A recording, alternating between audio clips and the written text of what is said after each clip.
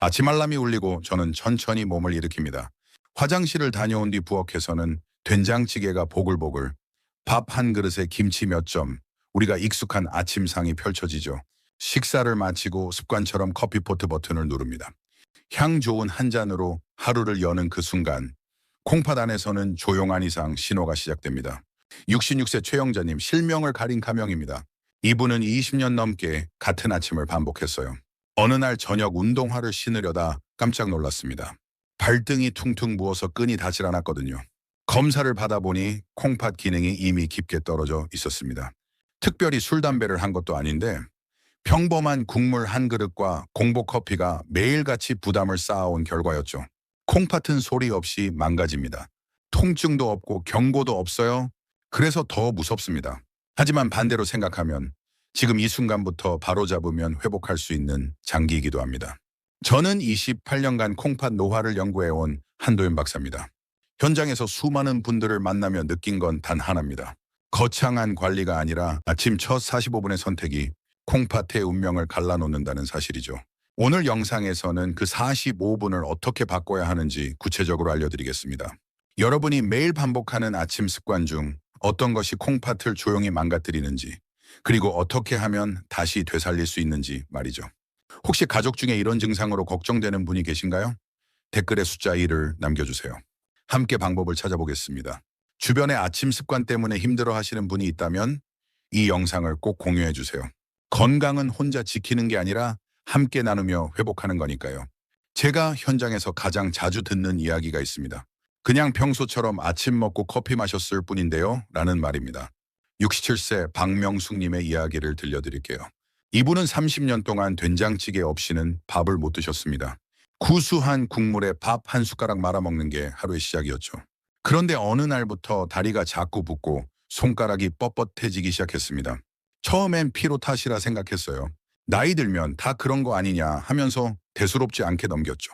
하지만 증상은 점점 심해졌고 결국 검사를 받았습니다. 결과를 보고 박명숙님은 충격을 받았습니다. 콩팥 기능이 절반 이하로 떨어져 있었거든요. 평생 건강하게 살았다고 생각했는데 매일 먹던 된장찌개 한 그릇이 콩팥을 조용히 망가뜨리고 있었던 겁니다. 박명숙님은 그날부터 식습관을 완전히 바꿨습니다. 국물 간을 절반으로 줄이고 아침엔 보리차 한 잔으로 시작했어요. 커피는 식후 2시간 뒤로 미뤘고 물을 충분히 마시기 시작했습니다. 3달 만에 붓기가 사라졌고 6달 뒤에는 수치가 안정되었습니다. 지금은 건강하게 지내고 계세요. 이 이야기를 끝까지 들어야 전체 흐름을 알 수 있습니다. 콩팥은 조용히 상하지만 되살릴 수도 있는 장기입니다. 하지만 많은 분들이 너무 늦게 알아차립니다. 오늘 이 영상에서 말씀드릴 내용은 여러분의 콩팥 관리 방식을 완전히 바꿀 수 있는 중요한 지혜입니다. 이 이야기를 끝까지 듣고 실천하셔야만 진정한 변화를 경험할 수 있어요. 마지막에 나올 단 하나의 습관이 모든 것을 바꿀 수 있습니다. 끝까지 보지 않으시면 가장 중요한 실천법을 놓치게 됩니다. 혹시 아직 구독과 좋아요를 누르지 않으셨다면 지금 바로 눌러주세요. 이 채널은 여러분의 건강한 노년을 응원합니다. 이런 중요한 정보를 더 많은 분들이 알 수 있도록 구독과 좋아요로 응원해주세요. 끝까지 보시면 왜 지금 당장 여러분의 작은 습관을 바꿔야 하는지 분명하게 깨닫게 되실 겁니다. 자, 그럼 이제 일상 속에서 콩팥을 망가뜨리는 구체적인 원인들을 하나씩 짚어보겠습니다. 여러분, 혹시 오늘 아침에 눈 뜨자마자 무엇을 하셨나요? 대부분은 화장실을 다녀온 뒤 바로 커피포트 버튼을 누르셨을 겁니다.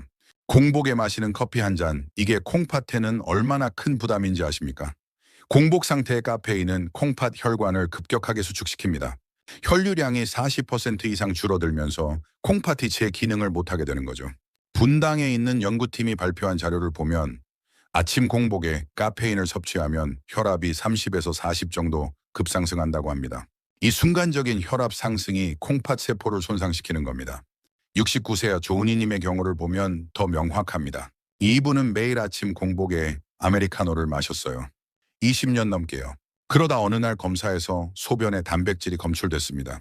콩팥이 이미 손상되기 시작한 신호였죠. 그럼 언제 커피를 마셔야 할까요?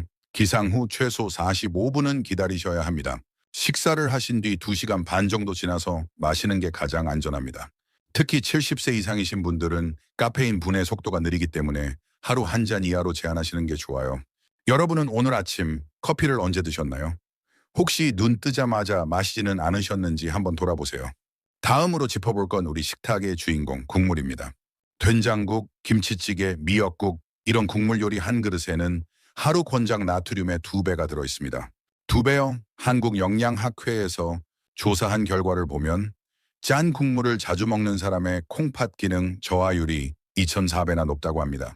나트륨이 과하게 들어오면 콩팥이 이걸 걸러내느라 과부하가 걸립니다. 매일매일 쌓이는 부담이 결국 콩팥을 망가뜨리는 거죠. 64세 이정화님의 이야기를 들려드릴게요. 이분은 25년간 된장찌개를 매일 드셨습니다. 구수하고 익숙한 맛이었죠. 그런데 어느 날 갑자기 몸이 붓기 시작했고 나중엔 투석 직전까지 갔습니다. 콩팥이 더 이상 나트륨을 제대로 처리하지 못한 거예요. 이정화님은 다행히 늦지 않게 식습관을 바꿨습니다. 소금 대신 표고버섯과 양파로 우린 육수로 간을 내고 국물은 절반만 드셨어요. 지금은 수치가 많이 좋아졌습니다. 여기서 중요한 건 액젓이나 다시다 같은 조미료 육수는 더 위험하다는 겁니다. 나트륨 함량이 훨씬 높거든요. 국물 간을 할 때는 자연 재료로 우린 육수를 사용하시고 가능하면 국물은 절반만 드세요. 오늘 아침 국물 간은 얼마나 짰나요? 혹시 너무 짜게 드시지는 않았는지 생각해 보세요. 그 다음은 물입니다. 아침에 물을 마시지 않는 습관, 이게 생각보다 큰 문제입니다. 밤새 자는 동안 우리 몸은 수분을 계속 잃습니다.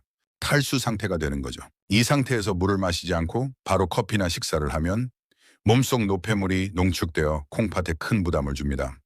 대한콩팥학회에서 발표한 자료를 보면 하루 1.8리터 이하로 물을 마시는 고령층의 콩팥 질환 위험이 1.7배 높다고 합니다. 70세 최용기님은 아침마다 물을 생략하고 바로 커피만 마셨습니다. 물 마시는 게 귀찮았다고 하세요? 그런데 몇 년 뒤 결석이 생겼습니다. 물을 충분히 마시지 않으니 노폐물이 제대로 걸러지지 않고 뭉쳐버린 거죠. 최용기님은 지금 하루에 물 2리터를 마시려고 노력 중입니다. 기상 후 미지근한 물 한 잔을 7분에 걸쳐 천천히 마십니다. 이게 정말 중요합니다. 찬물은 혈관을 수축시켜 오히려 콩팥에 부담을 줄 수 있어요.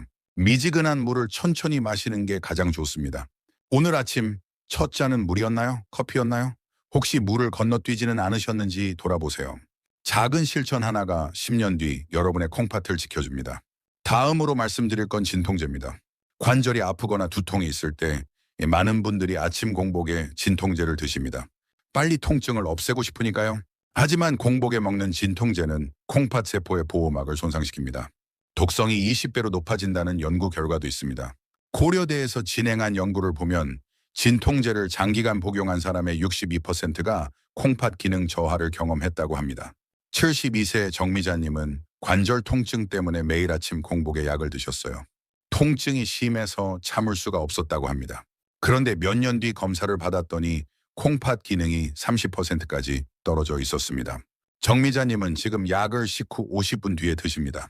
그리고 가능하면 진통제 대신 온찜질이나 가벼운 스트레칭으로 통증을 관리하려고 노력하고 계세요.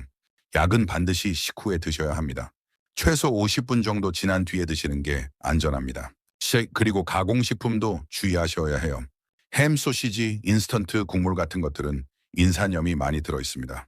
인산염은 콩팥에 큰 부담을 주는 성분이죠. 가공식품 대신 두부, 현미, 계란으로 아침을 구성하세요. 오늘 아침 혹시 약부터 드시지는 않으셨나요? 혹시 가공식품으로 식사를 대신하지는 않으셨나요? 마지막으로 말씀드릴 습관은 급하게 움직이는 것입니다. 아침에 늦잠을 자면 급하게 일어나서 허겁지겁 준비하게 되죠. 이렇게 급하게 움직이면 혈압이 급등합니다. 콩팥은 혈압에 민감한 장기예요. 갑작스러운 혈압 변화에 큰 스트레스를 받습니다. 서울에 있는 연구팀이 발표한 자료를 보면 아침에 급하게 움직이는 사람의 콩팥 손상 위험이 1.8배 높다고 합니다.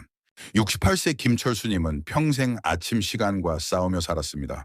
늘 늦게 일어나서 급하게 씻고 급하게 나가셨죠. 그런데 어느 날 갑자기 어지럼증이 왔고 검사를 받았더니 콩팥 기능에 이상이 생긴 걸 발견했습니다. 김철수님은 지금 알람을 30분 일찍 맞춰놓고 천천히 움직이려고 노력합니다. 기상 후 침대에 앉아 5분간 심호흡을 하고 천천히 일어나서 스트레칭을 합니다. 이 작은 변화가 콩팥을 지켜주고 있어요. 여러분도 아침에 여유를 가지세요. 알람을 30분 일찍 맞춰두고 천천히 하루를 시작하세요. 급하게 움직이지 말고 몸이 천천히 깨어날 시간을 주세요. 이렇게 5가지 습관만 고쳐도 콩팥의 부담이 절반으로 줄어듭니다. 공복 커피를 피하고 국물을 싱겁게 먹고 아침에 물을 충분히 마시고 야근 식후에 먹고 급하게 움직이지 않는 것. 이 5가지가 여러분의 콩팥을 지켜줍니다. 이제 반대로 콩팥을 살리는 아침 루틴을 정리해 보겠습니다. 여러분, 아침 첫 45분이 얼마나 중요한지 아십니까? 이 시간은 혈류가 회복되고 독소가 배출되는 결정적인 시간입니다. 밤새 쉬던 몸이 서서히 깨어나면서 콩팥도 다시 활동을 시작하죠. 이 시간을 어떻게 보내느냐에 따라 하루 종일 콩팥의 상태가 달라집니다. 급하게 움직이거나 무리한 식사를 하면 혈압이 급등해 콩팥에 무리가 갑니다. 반대로 천천히 여유 있게 시작하면 콩팥도 편안하게 하루를 시작할 수 있어요. 첫 번째로 할 일은 물 마시기입니다. 기상 후 가장 먼저 미지근한 보리차 한 잔을 준비하세요. 찬물은 피하고 너무 뜨겁지 않은 미지근한 온도가 좋습니다. 이 물을 8분에 걸쳐 천천히 마십니다. 급하게 들이키지 마세요. 한 모금 마시고 숨을 고르고 다시 한 모금 마시고 숨을 고르세요. 이렇게 천천히 마시면 이 몸이 서서히 수분을 흡수하면서 콩팥도 부드럽게 활동을 시작합니다. 71세 송미경님은 이 방법을 3개월째 실천 중입니다. 처음엔 8분이 너무 길게 느껴졌대요. 하지만 지금은 이 시간이 하루 중 가장 편안한 순간이라고 합니다. 물을 천천히 마시면서 창밖을 보고 하루를 계획하고 마음을 정리하는 시간이 되었다고 하세요. 그리고 무엇보다 붓기가 확실히 줄었습니다. 물을 충분히 마시니 노폐물이 제대로 배출되는 게 느껴진다고 합니다. 두 번째는 가벼운 스트레칭입니다. 물을 마신 뒤 5분간 침대나 소파에 앉아서 가볍게 몸을 풀어주세요. 목을 천천히 돌리고 어깨를 으쓱으쓱 올렸다 내리고 팔을 쭉 펴서 기지개를 켜세요. 허리를 좌우로 천천히 돌리고 다리를 쭉 펴서 발목을 돌려주세요. 이런 간단한 동작만으로도 혈액순환이 좋아지고 콩팥으로 가는 혈류량이 늘어납니다. 퀸와리, 깊은 심호흡도 중요합니다. 코로 천천히 숨을 들이마시고 입으로 천천히 내쉬세요. 5초 들이마시고 5초 참고 5초 내쉬는 걸 5번 반복하세요. 이 과정에서 산소가 충분히 공급되면서 콩팥 세포도 활력을 되찾습니다. 73세 박영수님은 이 스트레칭과 심호흡을 매일 아침 실천합니다. 처음엔 귀찮았지만 지금은 안 하면 하루가 개운하지 않다고 하세요. 몸이 가벼워지고 하루가 훨씬 활기차게 시작된다고 합니다. 세 번째는 식사 타이밍입니다.